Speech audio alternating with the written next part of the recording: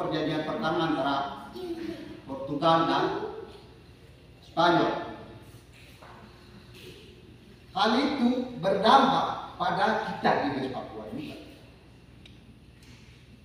Di mana di sini Portugal dengan Spanyol yang masuk kemudian mengklaim wilayah-wilayah ini di tahun 1916. 1916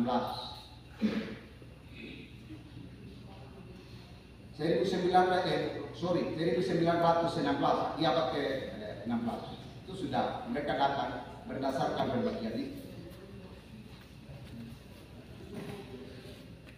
Jadi perjanjian pertama itu adalah perjanjian Tordesillas yang dilakukan oleh Portugal dengan Spanyol. Kemudian perjanjian yang kedua adalah tahun 1648 yang menetapkan hukum internasional, ya, hukum internasional dan politik internasional itu terjadi di tahun 1916, merealisasikan dan melindungi HAM itu di Indonesia. Jadi kalau kita melihat HAM itu sendiri, sekali lagi kita kembali, kalau HAM itu tidak pernah diberikan oleh negara, tidak pernah diberikan oleh PBB, tidak pernah diberikan oleh kepolisian atau kejaksaan, oleh siapapun, atau institusi yudikatif yang ada dalam sistem negara ini, tidak pernah diberikan. Karena HAM itu selalu melekat dengan manusia sejak lahir, bahkan sejak kandungan ibu. Bahkan memberikan perlindungan, memberikan keadilan, dan mempraktekkan HAM itu dilakukan oleh seorang ibu. Apa itu? Kita ini kan dilahirkan oleh mama kita masing-masing, toh.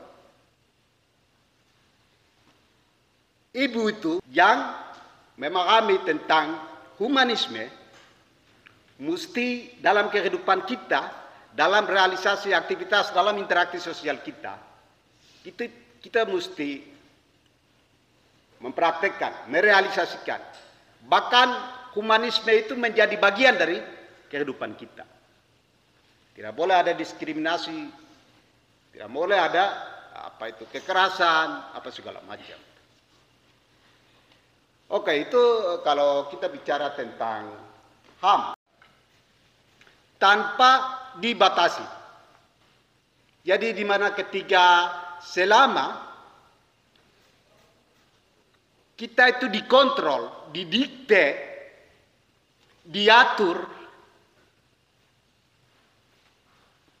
oleh institusi, oleh orang lain, maka kebebasan itu sesungguhnya tidak ada. Apakah kita yang hadir ini merasa kita sudah bebas? Kita bebas ke tidak?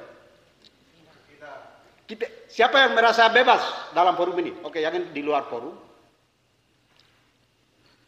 Siapa yang merasa bebas hari ini? Dalam forum ini.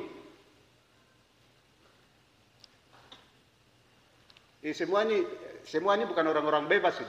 Karena semua diam, tegang, takut. Gitu?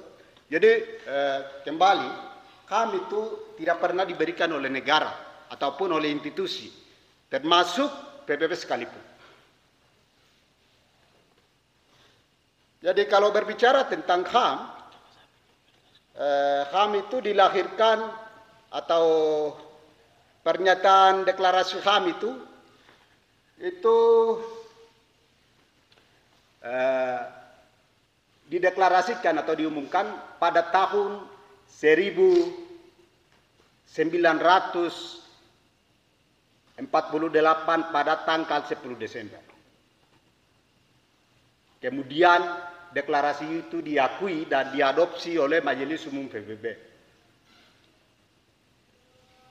Sebenarnya sebelum kita berbicara di abad ke-19, jauh sebelum itu di abad yang ke-17, tahun 1700, tahun kaku bagi saya, terkesan sangat elitis.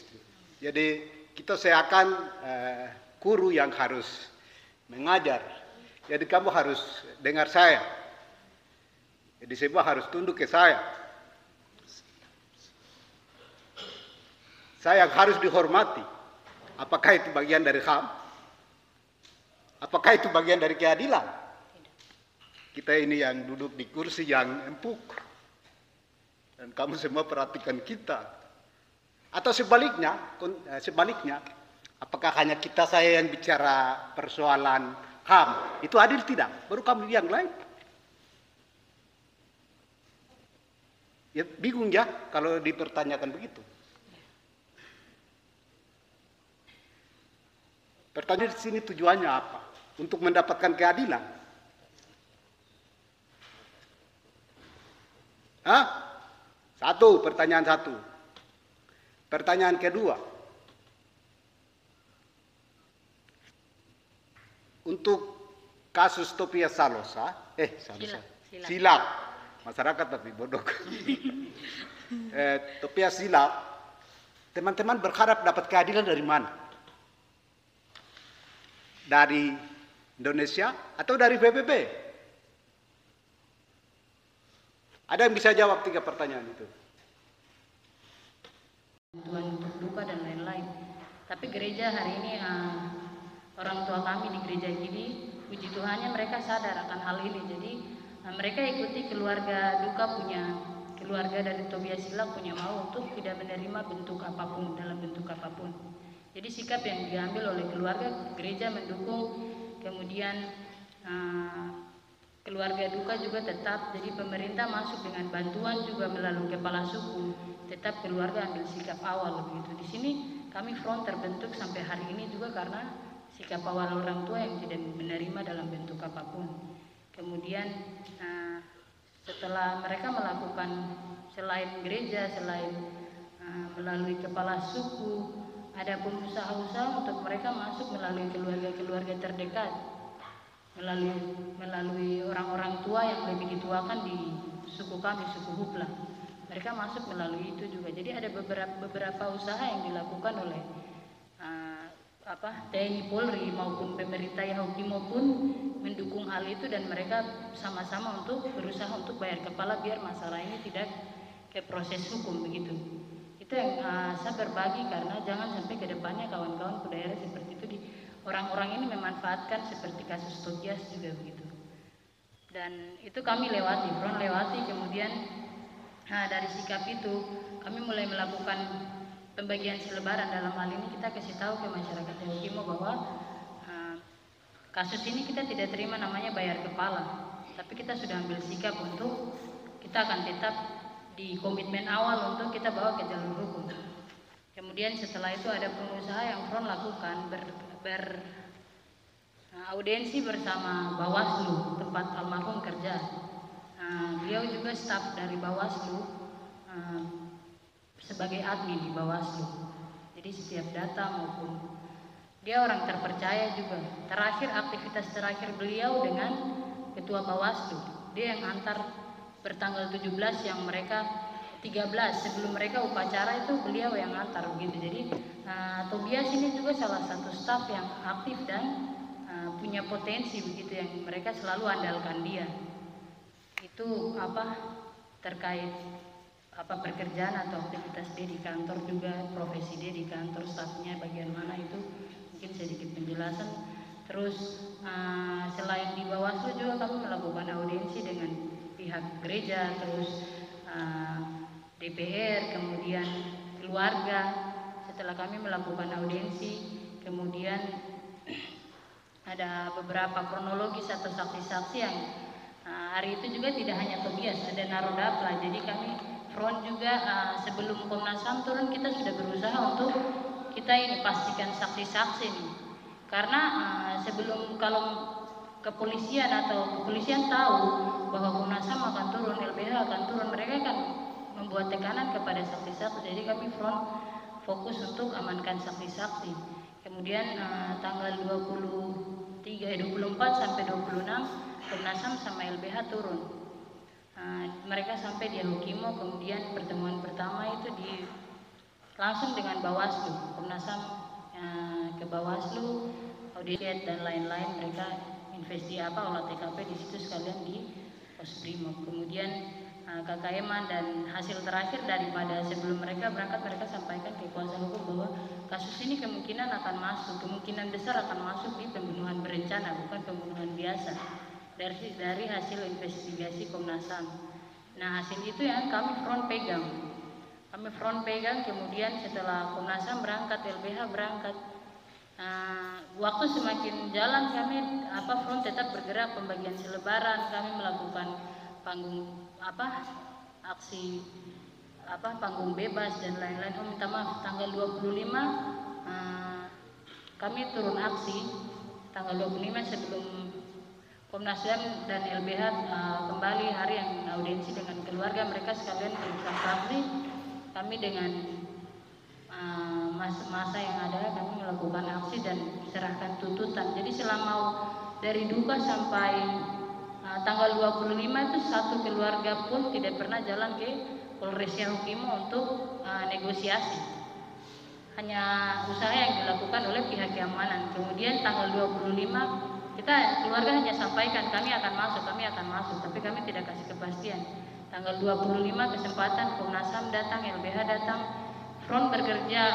Sebelum mereka turun kami sudah pastikan, dan front diam-diam kita buat rencana sendiri. Jadi peralatan aksi dan lain-lain secara diam-diam. Kemudian pada saat Komnas HAM turun, kami hanya minta perwakilan, dan dengan masa yang ada kita ke depan Polres dan sampaikan tuntutan yang seperti kawan-kawan sudah ikuti di media. Itu tanggal 25. Setelah kami ambil sikap itu, kemudian kami kasus ini begitu. Setelah 1 bulan lewat, itu baru mereka buat tim untuk menyidik kasus ini. Itu pun karena kita sudah pergi tanya, gitu. SP2HP berikutnya keluar untuk pemanggilan saksi-saksi, kemudian kita berusaha untuk siapkan saksi-saksi, tapi di sini Polda pun mengambil saksi-saksi dari yang front siapkan itu hanya 3 saksi, yaitu 3 saksi kunci yang menuju hanya 1 jalur pulang ke dia rumah. Jadi orang tua sudah tahu itu anak Tobias dong punya anak yang dong tembak mati, tapi orang tua tidak bisa ke bawah karena itu 1 jalur. Jadi kita yang dari kota ini yang bisa akses ke rumah sakit. Jadi ada dia punya mama dia satu yang sudah di luar ke sana, tapi karena situasi rumah sakit full dengan aparat, akhirnya tidak bisa bergerak. Dia cuma chat saya, dia bilang, Tobi di ruang jenazah. Saya dari rumah, karena kami dari kota, saya dari rumah pergi menuju ke rumah sakit. Di situ situasinya anggota bagian depan tuh tidak ada, tapi ruang mayat yang biasa digunakan itu mereka buka saja. Tapi sebelah ruang mayat mereka matikan lampu, kemudian ada beberapa anggota depan situ. Jadi saya kira keluarga. Pada saat saya ke sana, saya bilang, saya keluarga korban, mama dia mau lihat jenazah. Tapi mereka bilang yang mana? Mereka balik tanya saya lagi. Saya bilang yang tadi di jalan gunung, saya mau ketemu. Dia bilang yang mana? Ambil HP terus mau foto saya, mau video atau foto tidak tahu. Itu baru saya mulai merontak. Tapi mereka tidak memastikan keberadaan jenazah sampai kawan-kawan kita keluarga yang ada sih tunggu sampai jam 3 subuh. Setelah kami konfirmasi ke pihak rumah sakit, ini kenapa Tobias di mana? Mereka bilang, mereka sampaikan pihak rumah sakit bilang ada. Kita pastikan keamanan, baru di situ baru Damai Kartens bilang Tobias ada di ruang jenazah yang mereka kasih mati lampu, kunci pintunya. Itu pun kita belum bisa ketemu sampai terang. Kemudian orang tua datang, pihak gereja lain-lain. Kapolres tidak datang ke kami, tapi ke Kapolres izin baru ambil mayat baru pulang di situ. Keterangan penyangkalan yang dilakukan dari anggota itu yang kami mau bersaksi, mau sampaikan, tapi pihak Polda tidak terima, tim penyidik tidak terima kami gitu. Jadi dari kami saksi hanya 3, kemudian dari Polda lakukan interogasi ke pemeriksaan saksi di Yaukimo itu hampir dari Kartens itu hampir berapa orang, hampir 7 atau 8, kemudian dari Polres lagi. Kemudian mereka bilang mereka periksa warga sipil biasa, tapi setelah kita cek identitas, kita ngotot minta identitasnya, ternyata itu banpol. Jadi Yaukimo kecil, kawan-kawan, Yaukimo kecil, kita tahu siapa yang ada di pihak kita, dan mereka periksa itu banpol. Jadi hari ini mereka memperkuat saksi untuk di persidangan, mereka memperkuat saksi yang ada di pihak mereka. Sementara yang kita usulkan mereka tidak mau terima. Itu satu kesulitan yang kita dapat pada saat di Polda di pemeriksaan saksi, di tahap kita pemeriksaan saksi di SP2HP keberapa. Itu mungkin cerita sedikit. Terus SP2HP berikutnya setelah pemeriksaan saksi, kita akan menjelaskan terkait perjalanan atau advokasi yang telah Front Justice lakukan selama beberapa bulan dari bulan Agustus. Kemudian kami Front tiba di Jayapura sini bertanggal 31 Oktober, kami sudah ada di sini. Kami ada 6 orang yang turun di sini perwakilan dari Front yang ada di DKI. Mungkin untuk kronologis kawan-kawan sudah ikuti di media sosial maupun beberapa kali kami sudah diskusi dengan kawan-kawan yang bersolidaritas maupun yang pernah kita berbagi di tempat ini juga. Jadi kawan-kawan sudah tahu tanggal 20 Agustus Tobias Silak ditembak di pos Damai Kartens depan Sekla Jalan Gunung DKI. Kemudian kronologis lebih kawan-kawan sudah ikuti, jadi nanti saya langsung menjelaskan terkait perjalanan yang kita Front sudah lakukan. Gitu. Kami awal pembentukan Front ini pun Front taktik karena situasi yang ada, kesadaran pun untuk kami bentuk Front ini pun karena kesadaran situasi yang kami alami di Yaukimo. Mungkin kawan-kawan yang punya daerah sama dengan kami juga, kalau ada di situasi seperti itu pasti melakukan hal yang sama. Harapan kami juga kawan-kawan kalau di tempat lain ada hal begini juga kita sama-sama akan advokasikan gitu. Jadi pertanggal 20 kami keluarga duka, kemudian berapa minggu lewatnya awalnya mahasiswa se-Jawa Bali yang punya inisiatif untuk buat Front ini pertamanya. Tapi karena ada situasi yang belum terselesaikan, permasalahan atau konflik yang mungkin kawan-kawan sudah ikuti di Yaukimo belum terselesaikan, akhirnya lain menyesuaikan dengan bantuan kawan-kawan yang ada di sini maupun yang ada di Yaukimo. Mungkin seperti itu awal kami maksudnya kami bentuk Front ini. Kemudian di Yaukimo ada usaha-usaha yang Front lakukan sebelum Komnas HAM maupun LBH turun. Kami dari Front setelah bentuk, kami melakukan aksi pembagian selebaran karena itu sikap awal orang tua paling penting lagi, mungkin itu poin pertama. Minta maaf saya lupa. Kenapa Front ini dibentuk juga karena sikap yang sudah diambil daripada orang tua almarhum Tobias Silak. Selama ini di Yaukimo maupun daerah lain selalu namanya kecelakaan maupun pembunuhan lain-lain, karena kita di pegunungan kita punya budaya setiap terjadi masalah atau apa-apa kita akan bayar kepala gitu. Budaya itu yang dimanfaatkan hari ini oleh militer yang ada di tanah Papua untuk membunuh kita seperti binatang.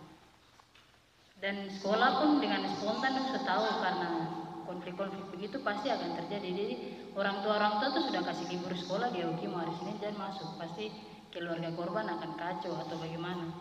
Jadi hari Senin itu semua libur, tapi kita keluarga korban, orang tua semua gereja bicara untuk tahan di rumah dan tahan sampai 1 minggu sampai duka keluarga selesai.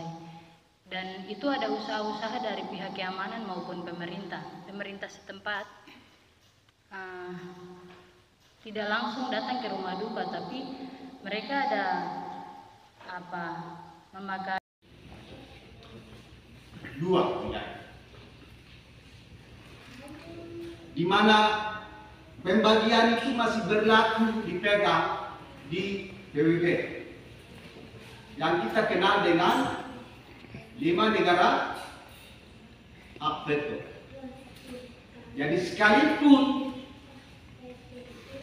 ada begitu banyak konferensi internasional, Ada begitu banyak instrumen-instrumen HAM yang melindungi martabat, melindungi hak-hak asasi manusia, melindungi baik itu ekosok maupun human.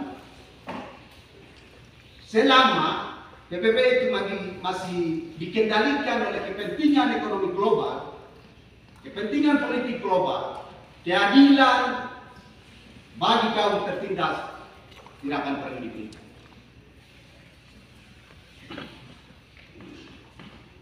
Karena motif mereka adalah eksploitasi. Instrumen HAM menjadi topeng untuk membentuk identitas politik baru, untuk membangun narasi-narasi yang seakan-akan menjadi malaikat penyelamat, menggunakan simbol-simbol HAM. Itu hanya membentuk identitas politik dan kepentingan eksploitasi oligarki dan kepentingan elit global. Jadi HAM itu tidak akan pernah ditegakkan, keadilan itu tidak akan pernah ditegakkan selama bangsa yang merasa ditindas itu kalau tidak berjuang.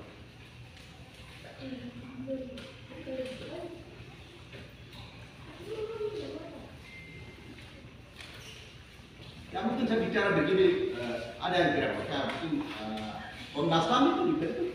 Ya memang betul. Komnas HAM itu dibentuk tujuannya untuk merealisasikan deklarasi HAM itu. Tapi pada kenyataan dan realisasinya, apa yang terjadi? Jangankan kasus Tobias, masih banyak kasus yang sebelumnya sampai hari ini belum memberikan rasa keadilan terhadap keluarga, bahkan terhadap bangsa Papua. Contoh, kasus Panjai Berdarah tahun 2014. Saat itu saya masih sekretaris umum. Kemudian kebetulan setelah peristiwa itu tahun 2016 Dewan HAM PBB berkunjung ke Indonesia. Saya orang yang tatap muka dan bicara dengan Dewan HAM PBB untuk tuntaskan kasus Panjai Berdarah.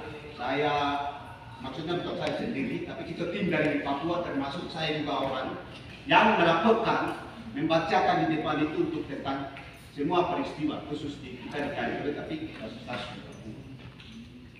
Faktanya, laporan itu diterima oleh Ketua Dewan HAM PBB masalah yang lalu 2016. Hari ini apa? Kasus itu dibawa ke pengadilan hukum di Makassar.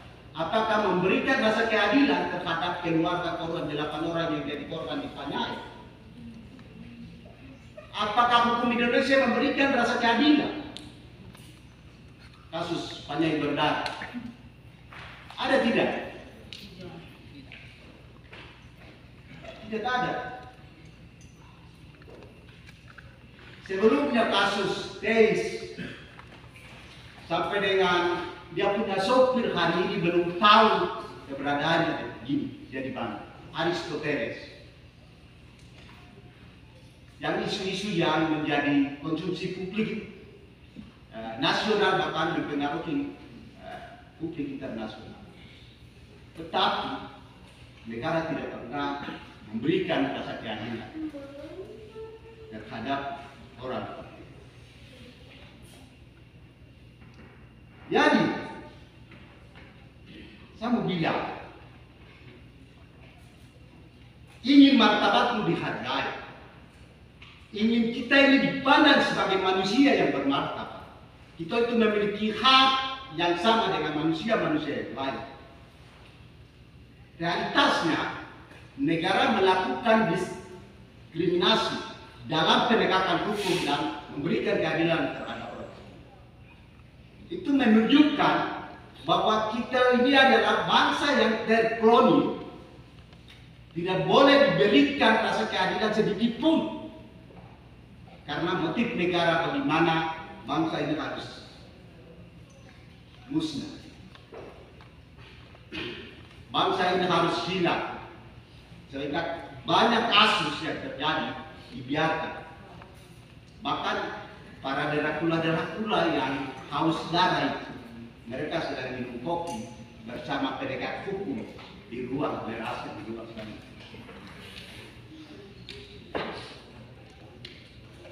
Apakah kita harus percaya bahwa negara ini akan memberikan kita rasa keadilan?